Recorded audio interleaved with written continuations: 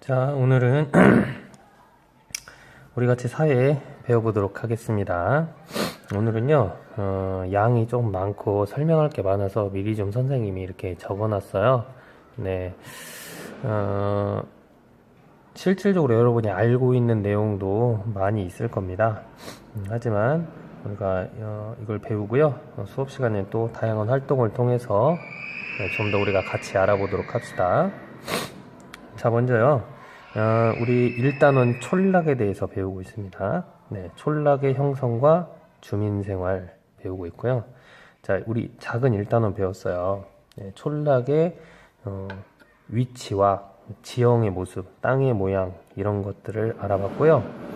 어느 지역에 촌락이 많은지 배워봤어요.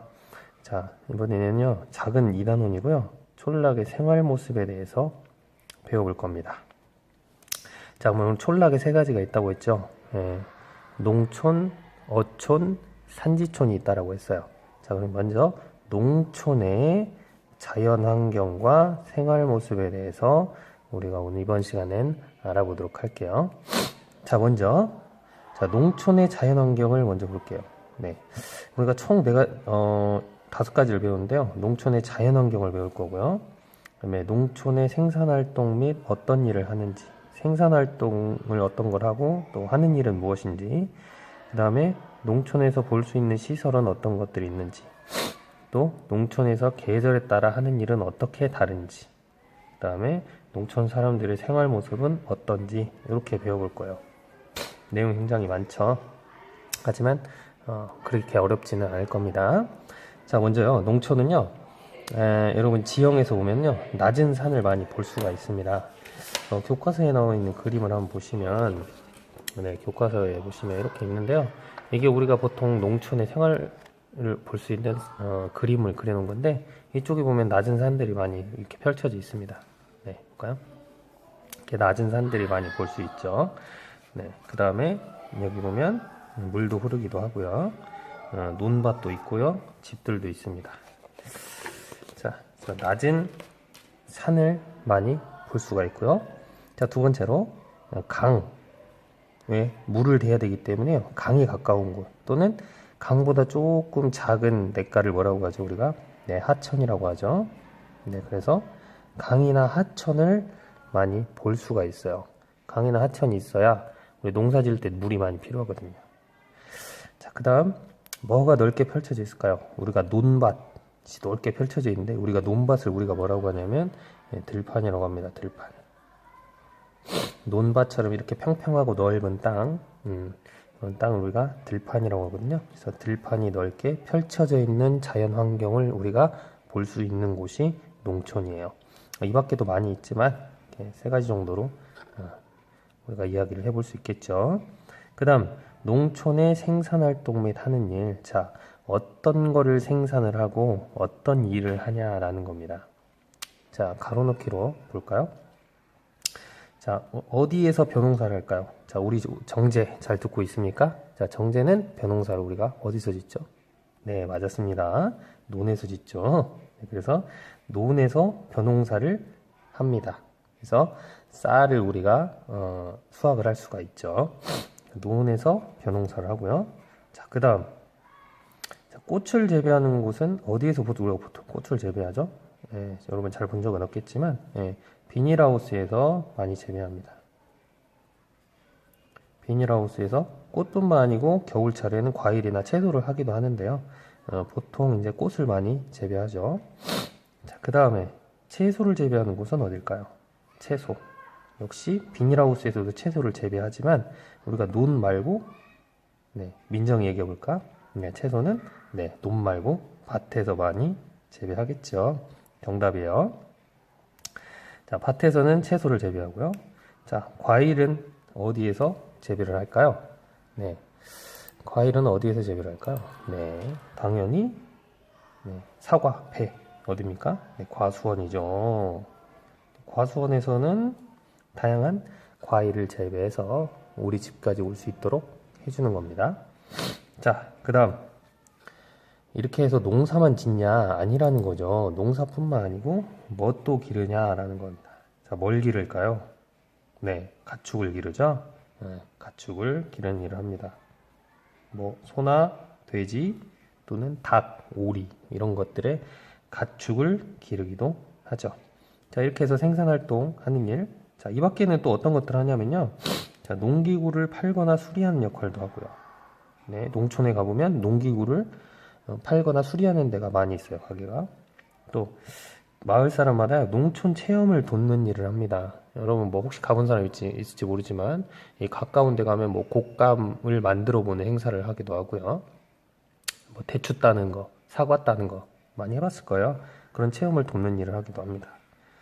또 우리가 가지고 있는 기술보다 농사에 쓰이는 기술이 많이 있어요. 어떻게 하면 같은 땅에서 사과를 더 많이 수확할 수 있을지 또는 쌀을 더 많이 수확할 수 있을지 이런 농업 기술을 연구하고 알려주는 일도 역시 농촌 사람들이 하고 있는 일 중에 하나가 되겠습니다.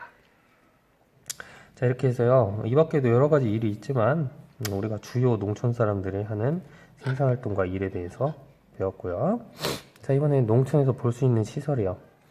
자, 선생님이 여기에는요, 세 가지를 나타냈습니다. 인공수로, 저수지, 농산물 저장 창고를 알아야 될 것 같아서 해놨는데요. 자, 먼저 인공수로는 뭐냐면요. 자, 요런 겁니다, 요런 거. 자, 이 하천이라고 볼 수 있는데요. 하천 말고도요, 논과 논 사이에 여기 보시면 논과 논 사이에 이렇게 물이 지나가는 통로를 만들어 놨어요. 이런 곳을 인공수로라고 해요. 참, 인공수로는 왜 해놨을까를 생각을 해봐야겠죠. 네. 자, 인공수로는요, 물을 대기 위해서요. 논에다 물을 대기 위해서. 그죠?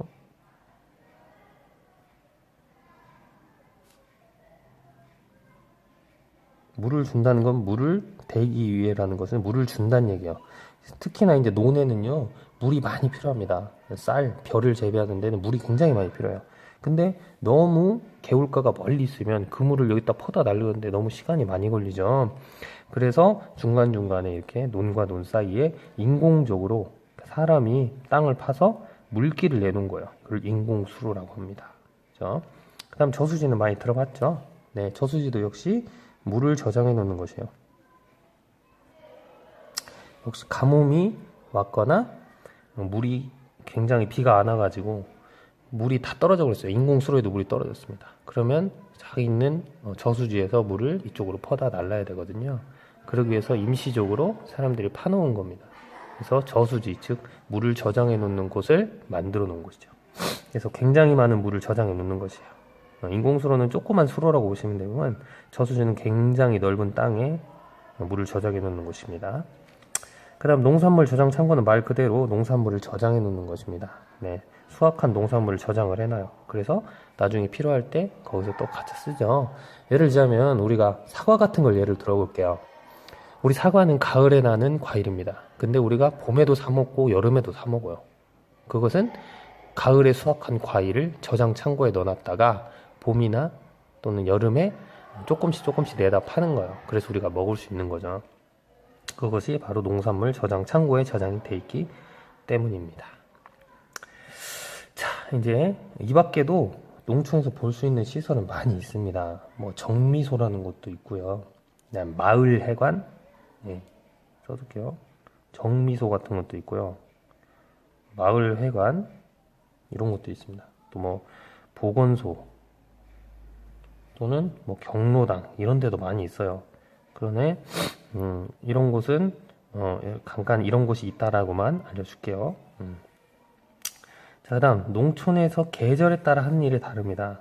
이거는요 벼농사 를 위주로 설명을 해드릴게요. 벼농사 위주로. 일단은 봄에는 벼농사를 지을 때입니다. 일단은 논밭을 먼저 갑니다. 겨울에 땅이 그대로 얼어있고 그 다음에 영양분이 없는 땅을 이렇게 갑니다. 그러니까 뒤엎어요.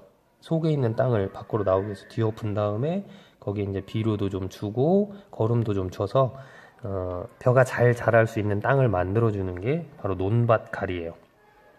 논밭을 간 다음에 이제 봄에 뭐 해야겠어요? 네, 당연히 모내기를 하고요. 벼는 모내기라고 채소 씨를 뿌리기도 하죠. 채소 씨앗 뿌리기를 합니다. 네. 그래서 모내기를 통해서 여러분 그 조그만 물 차 있는 곳에 조그맣게 나와 있는 거 있었죠. 벼가 그걸 모내기라고 합니다. 그래서 직접 밭에다 이렇게 심는 거예요. 논에다가 벼를 조그만 벼들을 이렇게 심어요. 그러면 거기서 계속 자라서 우리가 쌀을 만들어내는 거죠. 자, 그다음 여름에는요. 이제 채소 씨앗도 뿌리고 모내기 했으니까 관리를 해줘야죠. 관리 중에서 제일 많은 게 김매기라는 것입니다. 김매기는 쉽게 말해서요, 잡초를 뽑는 거예요. 네. 굉장히 풀이 많이 나거든요. 근데 풀이 자라면 채소나 쌀, 벼가 가져가야 할 양분을 잡초가 뺏어가요. 그러니까 뽑아줘야 벼나 채소가 잘 자라는 거죠. 그래서 김매기와 다른 농작물 관리를 합니다. 네, 뭐 태풍이 와서 비가 너무 많이 와서 잘 못 자라게 되면 물을 빠지게 해준다든지, 그죠? 넘어져 있는 걸 세워준다든지 이런 걸 하는 게 농작물 관리가 되겠고요. 이제 가을에는 이제 잘 자랐으니까 뭐 해야겠어요? 당연히 수확을 해야겠죠. 수확을 해야 되고요. 이 수확한 농작물을 어떻게 해야 됩니까? 판매를 해야 됩니다. 그래서 농산물 판매를 하는 시기가 되겠습니다. 자, 이제 겨울에는 겨울에는 뭐 잘 안 자라죠, 식물이. 그러니까 겨울에도 우리가 식물을, 즉 농산물을 재배할 수 있도록 어떤 걸 설치를 하냐? 그래서 비닐하우스 재배를 하죠. 네, 비닐하우스를 설치를 하고 겨울에도 농산물을 재배하기 위해서 비닐하우스에서 농산물을 재배하고요. 그 다음에 내년에, 다음 해에, 이 내년에 어때요? 농사 준비를 합니다. 네, 다음 해의 농사 준비를 하는 시기가 겨울이 되겠어요. 그래서 간단하게 선생님이 봄, 여름, 가을, 겨울에 농촌에서 하는 일을 간단하게 정리를 해봤습니다. 내용이 좀 많죠. 네. 자, 그 다음 마지막입니다. 이제 생활 모습이에요. 농촌 사람들은 어떻게 살아가냐라는 거예요. 자, 농촌 사람들이 살아가는 거 간단하게 두 가지로 얘기해 줄게요. 자, 집들이 어떻게 하고 있을까요? 농촌은. 네. 자, 봅시다. 집들이 어떻게 하고 있어요? 자, 저 멀리 집들이 없는데, 집들이 없습니다. 이런 데는. 어디에 있어요? 여기에만 있어요. 나눠져 있어요? 모여 있어요? 네, 모여 있습니다. 집들이 따닥따닥 모여 있는 경우가 굉장히 많아요. 혼자 따로 떨어져 있지는 않습니다. 또한 사람들 간에 뭐가 많냐? 모여 있기 때문에 사람들 간에 서로 만날 일도 많고 인사할 일도 많고 모여서 할 얘기도 많겠죠. 그런 걸 교류라고 합니다. 교류. 사람들끼리 만나서 이야기도 하고 일도 도와주고, 그런 것들을 교류라고요. 그래서 사람들 간에 교류가 많습니다. 자, 그러면 왜 모여 있고 왜 교류가 많을까요? 네, 농사일은 혼자서 할 수가 없어요. 네, 여러 사람이 같이 해야 됩니다. 그렇죠? 이유가 뭐냐? 여러 사람이 힘을 모아 일하는 경우가 많기 때문에 멀리 떨어져 있으면 아무래도 그 사람이랑 같이 일하기가 어렵겠죠. 그래서 가까이 모여 살아요. 네, 예를 들어서 모내기를 한다. 그러면 나 혼자 모내기 하긴 힘들거든요. 같이 해야 금방 끝납니다. 그래서 오늘은 뭐 선생님 네 집, 뭐 내일은 나은이 네 집 모내기를 하자. 그 다음은 누구 네 집, 뭐 정재 네 집 뭐 하자. 다음에는 뭐 준수 네 집 하자. 이렇게 해서 나눠가지고 하루 만에 한 집씩 이렇게 일을 같이 해줘야 되기 때문에 모여 사는 경우가 많고, 또한 많이 만나서 교류한 경우가 많아요. 뭐 여러분 뭐 아파트 살면서 위아래 집이랑 자주 만나고 그럴 일은 많이 없잖아요.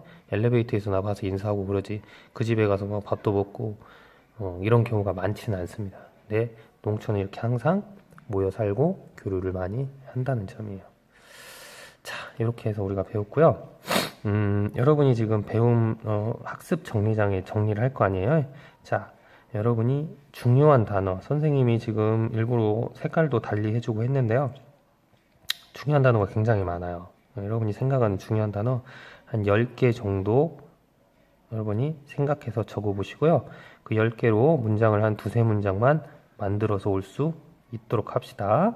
자, 그 다음에 문제 만드는 거 알죠? 네, 여러분이 궁금한 거, 상대방이 모르는 걸 알려준다고 생각하고 두 문제 정도를 만들어 볼 수 있도록 해보세요. 그러면 수업 시간에 봅시다.